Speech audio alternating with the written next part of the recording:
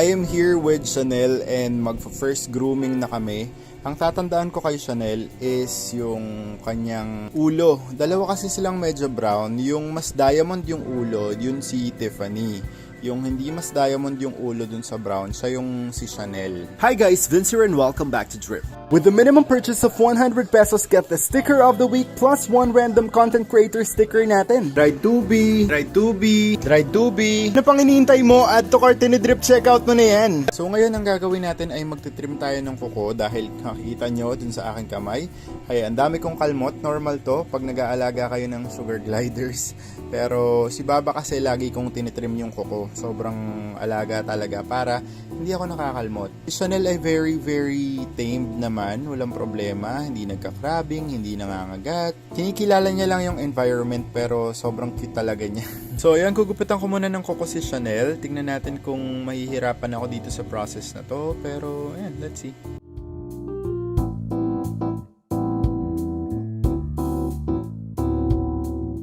Next glider for trim na tayo. Hindi ko sure kung sino to. Hindi naman to si Tiffany dahil hindi naman diamond yung kanyang ulo. So either to dun sa tatlo, either si Dior, si Gucci, or si Louis. So magtitrim muna ako dito. Hindi ko napapakita sa inyo yung process. It's the same thing nung ginawa ko kay Chanel.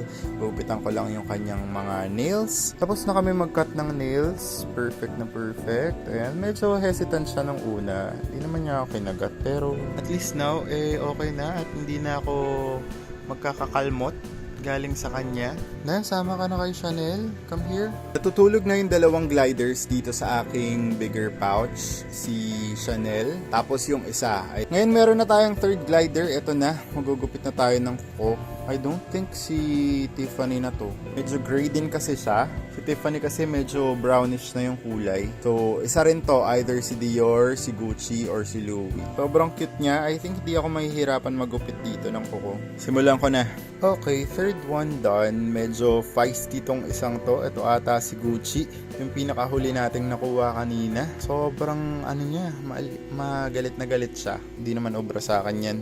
Have been through worse. Mas malala pa sa'yo si Baba. Kaya yung mga crabbing mo, ay nako, sanay na ako dyan. Ito yung pinakamareklamo so far. Kanina, sobrang talon-talon siya. Hindi siya nakaka-relax nung hindi pa kami nagugupit ng kuko.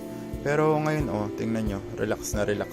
Okay na siya, hindi na ako nakakalmot, nakarami ka rin sa akin, hindi ko makakalimutan yan. Ikaw nga ata si Gucci, kasi si Gucci kanina yung topakin. Pero tingnan mo ngayon, maamo na siya. Alright, 3 gliders done, 2 more to go, simulan na natin to. We are on to the next one. I think ito na si Tiffany, kasi tingnan nyo, mas diamond yung kanyang ulo. Alam kong siya yun, kasi maamo to. Ito yung isa sa mga maamo kanina. Ayan, pero ang haba din ng kuko niya, so kailangan natin siyang i-trim. Naglilikutan na doon. Malaki-laki naman yung pouch na yun. Ito pang single lang talaga. Yan pang 2 to 3 gliders pero kasya naman sila dyan. Gupitan ko muna tong si Tiffany. Hi, baby. I am done with Tiffany. Siya ata yung pinakamadali kong nagupitan sa lahat. Ayan siya, magapang na. Sobrang bait nito. Ito yung pinakamabait sa lahat. Sa nail cutting ha, siya rin yung may pinakamahabang kuko. Pero siya yung pinakamadaling gupitan. Walang reklamo talaga. Inihian lang talaga ako. Okay, last one na. Behave naman yung apat dun sa bigger pouch. Ito na yung pinaka-last. Siya yung pinakamaliit sa lahat actually. Yung pinakamaliit siya na lang siguro si Louis. Sobrang cute niya. Hi, baby. Okay, mag-start na tayo mag-cut ng nails nitong si Louis. Sobrang cutie. Siya yung pinakamaliit sa lahat. I think siya yung bunso nila. So, either magiging si Gucci to or si Louis. Basta si Gucci yung pinaka-matapang kanina. Baka yun na yun. Baka si Louis na lang to. Hindi ako makapag-decide. Parang maalala ko naman yung mga itsura nila. Pero papag-isipan natin. Pero so far, so good. Ay no, sobrang cute ng baby ko.